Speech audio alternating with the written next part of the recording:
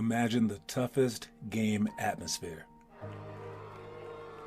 Now imagine if that was the only basketball you ever knew.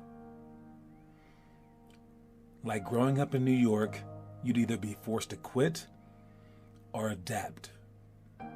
So be grateful for the times that are too hard to handle, and seek to have as many of those moments as you can find.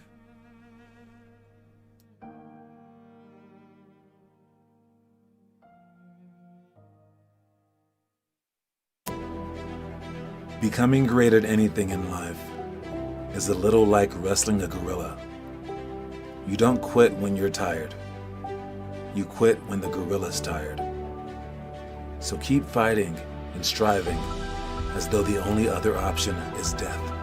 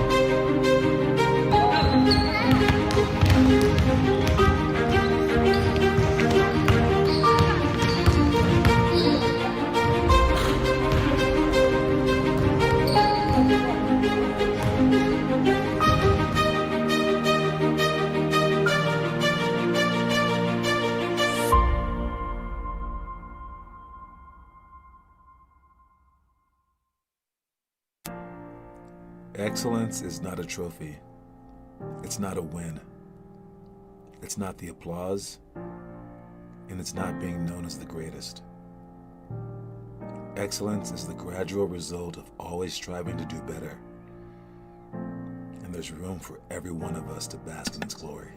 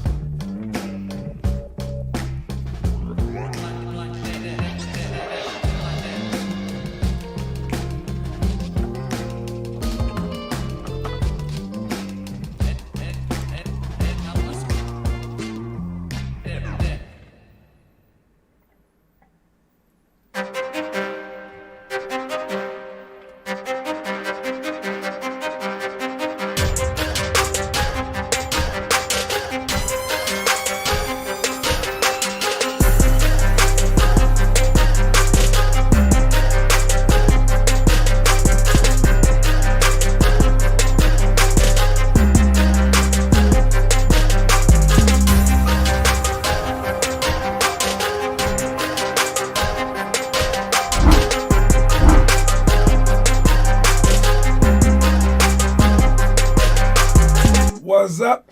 These mugs for sale December 12th. See you guys there at our award ceremony. All right, sign up, book your spot, Bring your coins. Spend them all. You can buy basically everything. Like we have like 50 All Stars like llamas and stuff like that there. T-shirts, everything, anything you could possibly think of, we will have there. Trust me, trust me, trust me. Don't trust me. All right. Anyways, let's begin. Let's begin. First of all, happy birthday to happy birthday. Whose birthday is it? It's Andrew Eflin's birthday.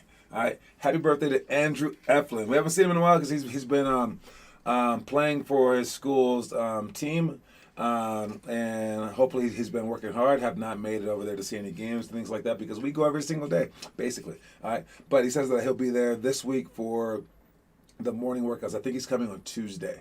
All right, so we'll see him then. So anyways, happy birthday to you out there. Next thing up, we got our movie of the day. And I didn't do the movie yesterday, so we're going to talk about 2 movies today.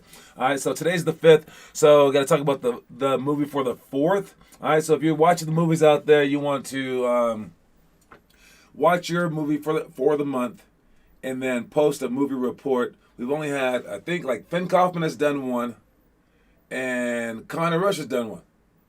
I don't know if we've ever had anyone else ever watch one of the movies and do a movie report. All right? Trust me, these things are huge. These things are like, I mean, having inspiration, like, it's not just an everyday occurrence. All right? And watching some of the greatest movies of all time, especially the sports movies, it's going to push you further than, like, I can even push you. All right? Trust me on the movie thing. All right? I promise you. All right? I've done like 3. You've done 3 of them? Okay. I'll take your word for it. All right. Anyways, first one is the 4th grade movie. The 4th grade movie for this month is When We Were Kings. All right. This movie talks about Muhammad Ali's. It's his most famous fight. All right. If you don't know Muhammad Ali, he's probably the greatest boxer of all time. Like, even if he's not like the best, he's definitely the greatest. Like, by far, he's probably like in terms of like greatness. Oh man, for his time, greater than Michael Jordan. Like, and even now, it'd be like him, Michael Jordan, and Babe Ruth as like the 3 greatest athletes to have ever lived. All right. So yeah, so this movie chronicled him fighting in Africa, the Rumble in the Jungle, and he fought against George Foreman. And basically, it's like this guy took like 20 years to make the movie, and he like edited and like financed it, all this other kind of stuff. And I haven't seen it, but I do know that fight. And George Foreman was basically like the strongest guy ever. He was like young, and Muhammad Ali, he was in his waning years. Like, he was like older, like kind of like LeBron James is, right? And like old, and like he used to be great. And he came out in this fight fighting some guy who could not be beat.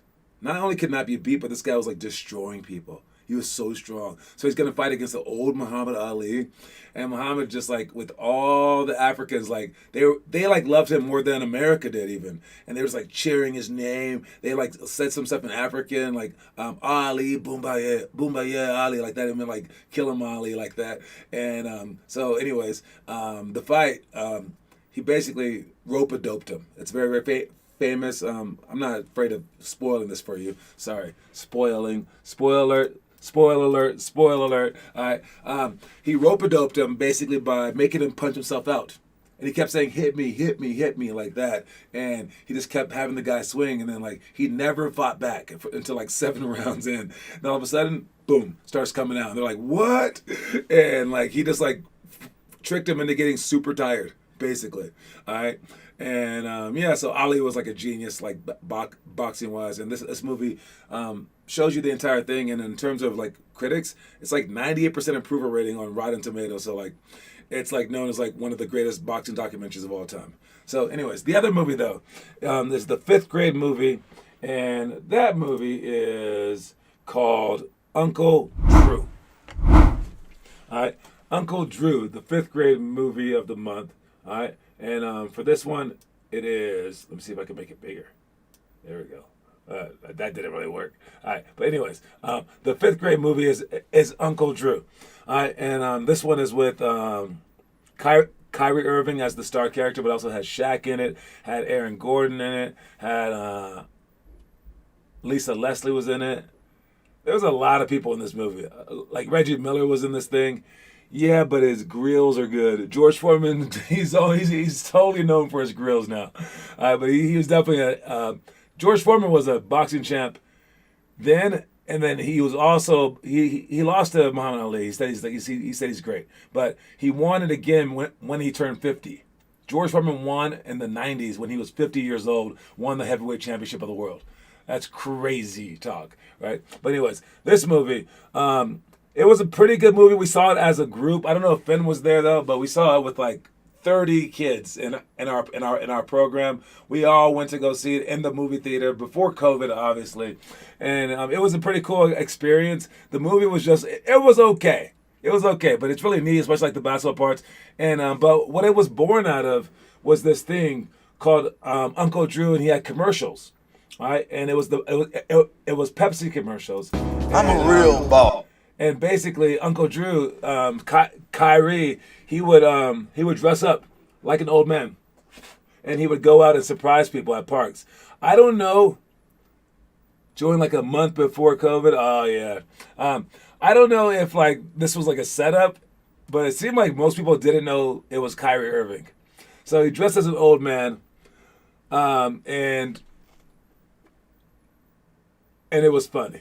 And like he would go out there as an old guy, start by missing some shots, barely walking, barely catching the ball, but then all of a sudden he would start making stuff, and they'd be like, "Who's this old guy?" And then drill, like that. And they had several commercials. After a while, he even started dunking. After a while, they started adding other players, like some girl basketball players. Shaq even came out, but it was stupid because everyone knows Shaq no matter what he wears. But yeah, I think at this point in time, everyone knows that it's him, but he's talking trash and things like that. They may not know that it's Kyrie Irving, but they know it's someone good. All right, and of course there's like cameras watching, so he must be someone. But yeah. So, having Uncle Drew come out of that, it was a really neat movie idea, and I'm glad that they did something with it. So, anyways, that's the 5th grade movie of the month. Make sure that you guys watch that stuff. All right. Anyways, let's move on to our quote of the day. Oh, those are actually his brand.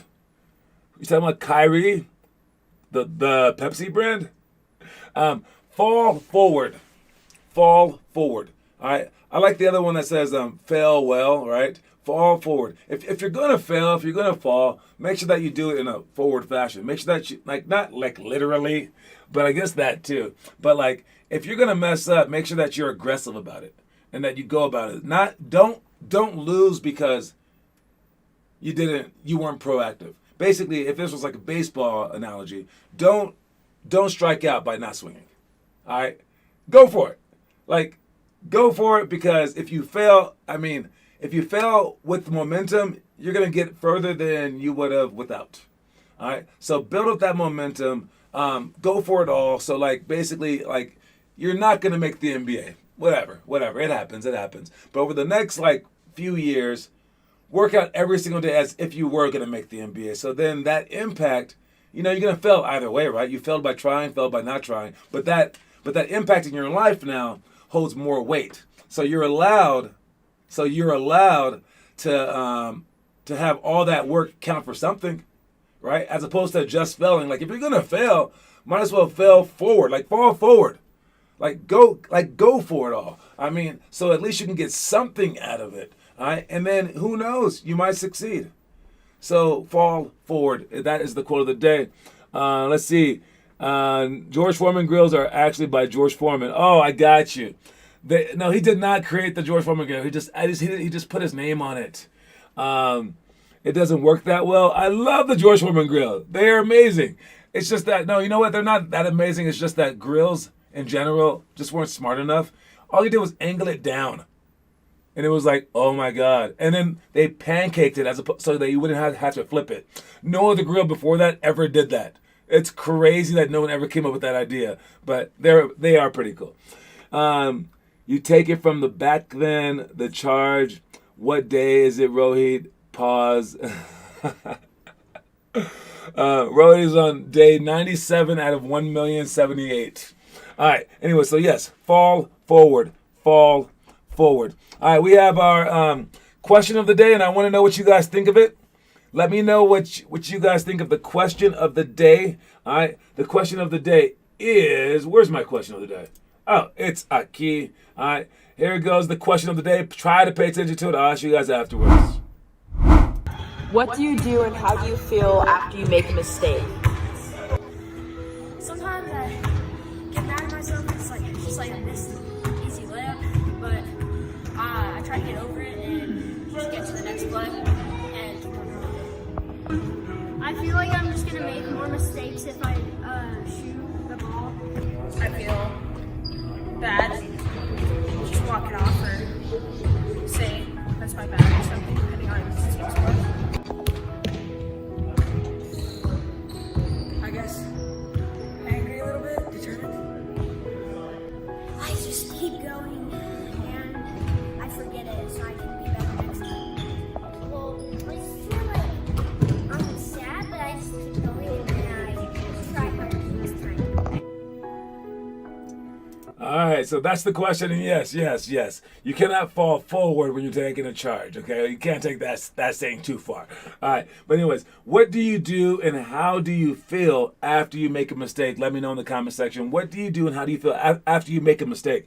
John, you got to tell these kids to not say what they think is right and answer what they actually do. Oh, I know, huh? People always trying to give the right answer, right? We know that they aren't like that, but I think a few of them did answer correctly. I mean, they answered honestly. They were like, I feel stupid. I don't want to shoot anymore, right? And they're definitely, Noah is very, very awkward. That is who he is. But anyways, what do you guys do and how do you feel after you make a mistake? I honestly, after I make a mistake, I really try not to care about it at all. But that's because I have experience, right? When I made mistakes before, I beat myself up over it, definitely. All right, but the moment that I started just like letting it slide and almost pretend like I didn't make the mistake at all is the moment that I started succeeding more and more in life. And I got that from, sorry about that, I got that from Dwayne Wade. All right, I saw him kick a ball out of bounds. He's at half court by himself, and he crossed the ball between his legs for no reason, and it went off his foot out of bounds. And instantly he starts clapping. And he's like, come on, guys, go, D up.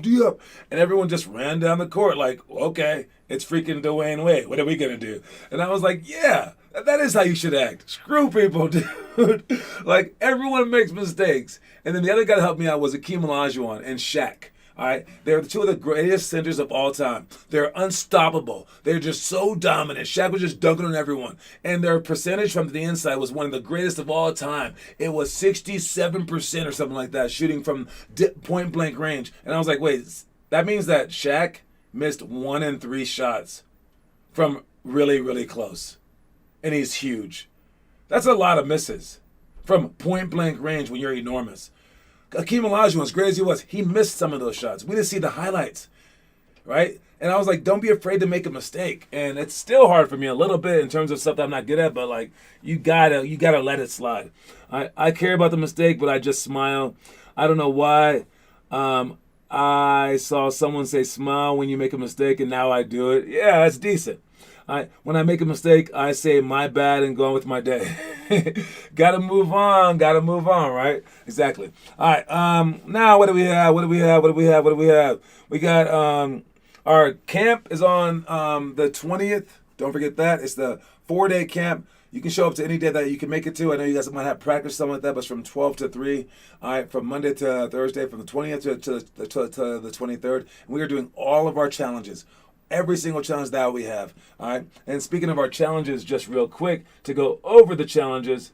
All right. We have the first grade challenge. If you're doing the challenges, again, if you're doing the challenges, you are doing the book. All right. The challenge for the first graders is to keep up with day 8 of the 4-week weekly improvement challenge. 30 minutes before today's workout, work on each of the 7 items from last week for 4 minutes apiece. Also add a new improvement item for next week. There's no way we got Derek doing that. Derek Valdez is not doing that. Sean Amin, what's up, Sean? I owe you a coin still for winning our clinic. And, yep.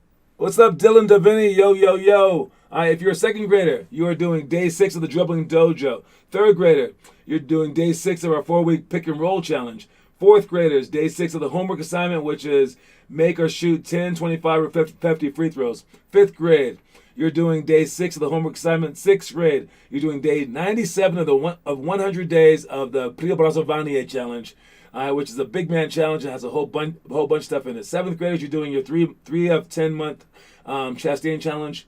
Eighth graders, you're doing day 22 of 100 of the Prio Brazovanie challenge. Ninth graders, again, like I'm just saying, if you're actually doing this stuff, most of you guys do have a book. If you're doing this stuff and you've been doing it for a while, you should be pretty darn good by now. But you probably haven't been doing it. Maybe, I'm guessing. But ninth graders, you're supposed to just be doing day 8 of our 4-week weekly improvement challenge. 30 minutes before today's workout, work on each of the 7 items from last week for 4 minutes apiece. Also add a new improvement item for next week. All right, it's on our challenge page. You can print it out. But basically, you pick the one thing that you sucked at every single day, and then you'll have 7 things for the week. And this is that your practices for high school, your practices for our team, whatever. And then next week, you work on each of those 7 things for 4 minutes apiece before practice starts, as you add a new thing for that day. All right, and so this is a 4-week challenge, and it's a great challenge, the weekly improvement challenge for you 9th graders out there. But again, I can't force you to do this, and I can't force you to make the NBA, and I can't force you to go D1, but I can show you the way. All right, so if you're not doing it, on you, you suck. Sorry, you lose. All right, but it was your choice, and as long as you know that it was your choice, it's okay. And if it's your choice to not make it, that's okay too. You don't suck. All right, if it's your choice. But if you desperately want to make it and you're not doing this stuff that I'm just telling you to do, then yeah, you suck, dude. What are you doing? All right. Wow, Sean, why you coming late, dude? I didn't come late, Finn. The live stream came late to me. Nah, the live stream came early. That's what we do, man. Always come early. All right. 10th grade, day 6 of the dribbling dojo. 11th grade, day 6 of the homework assignment. 12th grade is the continue the Chastain challenge. Complete your 5 chosen items. All right, you guys. Moving on, we got our workout stuff, and I promised Rohit that I would tell him tricky ways to work on it by yourself. Okay, so twist passes, partner passes with rip through either hand. That's dribbling, ripping the ball through, and passing the ball. If you want to do this by yourself, do it against the wall. Easy. All right, no look passes, fancy passes in stride to fool the defense. My favorite one is the dribble, fake that way, bring the ball this way, and then throw it over your back. Again, use the wall. One-on-one defense only. How many stops can you get? If you can't find a friend to do this with, where you're going to D him up for like 20 straight minutes, then you can work on like lane slash or something like that. Or you can work on like just your quickest first step possible. All right, get down, maybe like some foot fire, and then just go as fast as you can in the correct direction. Slide and slide back, and then foot fire again, and then do that again for 5 straight minutes. Closeouts to slides. That's just sprinting up to, again, like a basket or a wall, a chair, whatever, and then close out and then slide. Again, this is not very hard to come up with stuff by yourself. Mid-post series, this is legit by yourself, but you spin the ball out, catch it, step through, inch back, shoot your shot. Step through, inch back, sweep the ball low for a layup, sweep the ball low for a spin move, sweep the ball low for a fake spin, and you're doing it by yourself. Post regression, easy by yourself as well. From the post, step middle and bounce, shoot the ball, hook shot over both shoulders, step middle, spin back, hook shot on the opposite one, step middle, fake the spin back, shoot, step middle, pump fake, rip through. Those are the 4. And again, the videos for all this stuff is online, so you can see it. Anyways, moving on. We got let's go with our middle school stuff. Middle school is judgment shots. Obviously, I mean, that one's kind of tough by yourself, but you can videotape yourself. All right, 7-minute shooting. Obviously, you can do that by yourself, where you're shooting the layups 5 in a row and then shoot 3s. You have 7 minutes to do so. Cops and robbers. Now, while you can't really like chase yourself, you can pretend like people are chasing you and sprint it from half court. Maybe time yourself and see if you can do it under 3 seconds.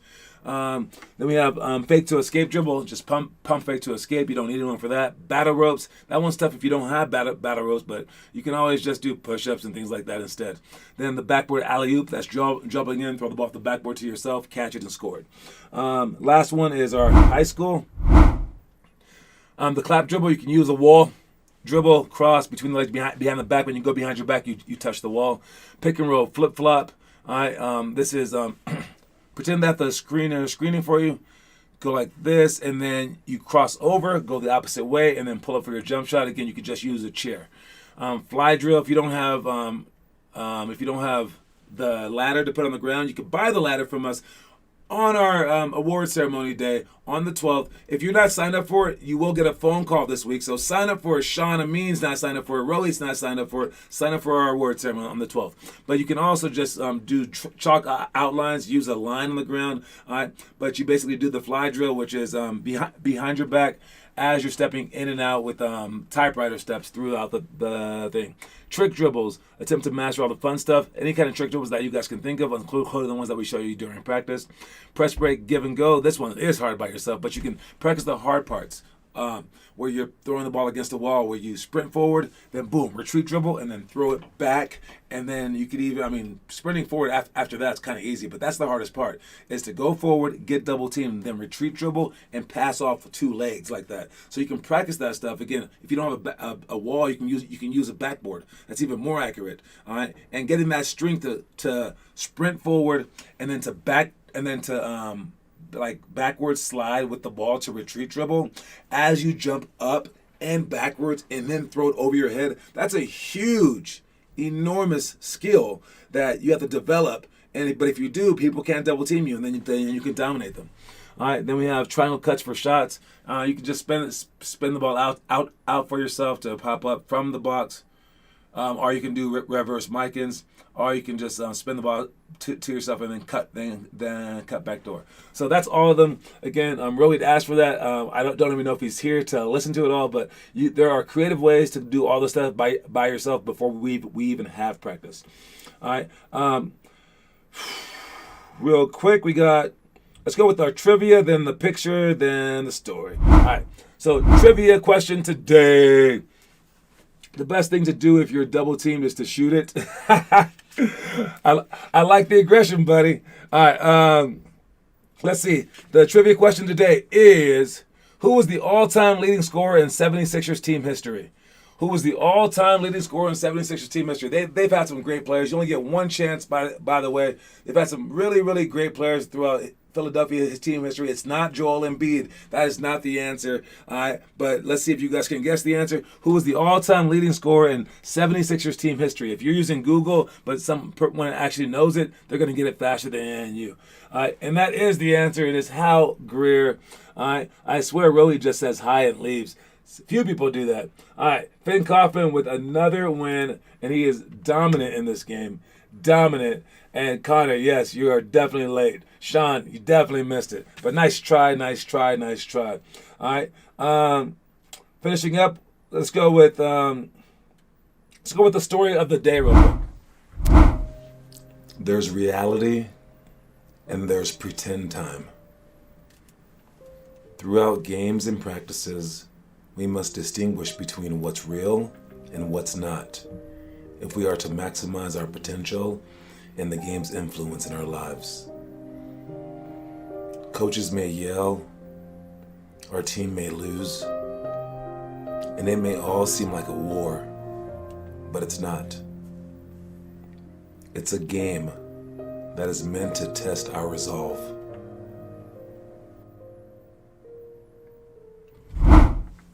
Yes, it's a game that's meant to test our resolve. All right.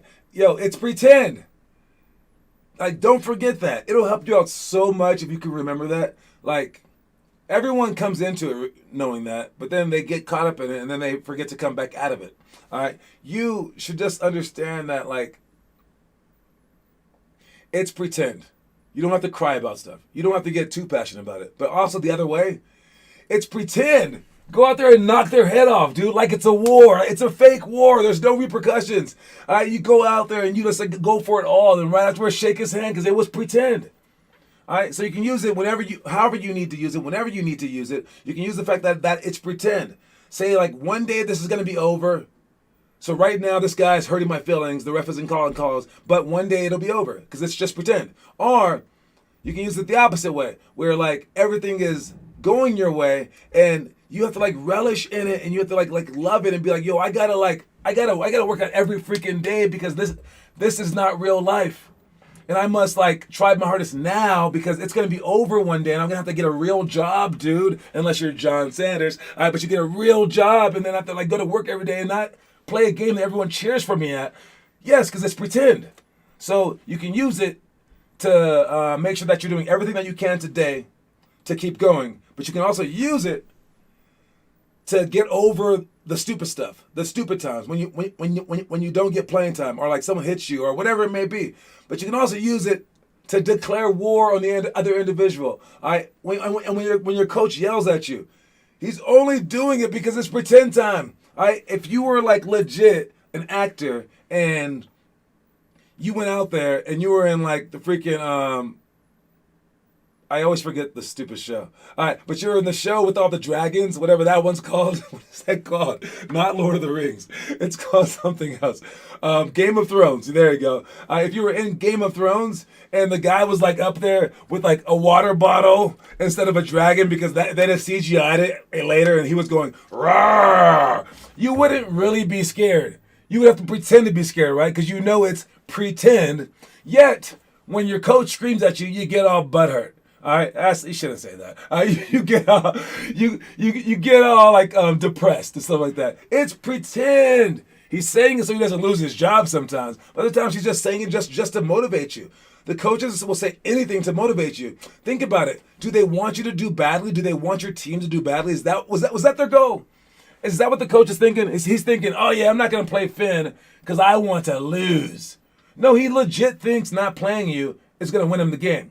So you have to show him that it will win him the game. So when he yells at you and he's like, yo, put the ball in the basket, dude, and that didn't make you feel good, turn it into words that you like, I don't know, like whatever you wanted him to say instead, and be like, oh, that doesn't work for me personally. You need to hype me up.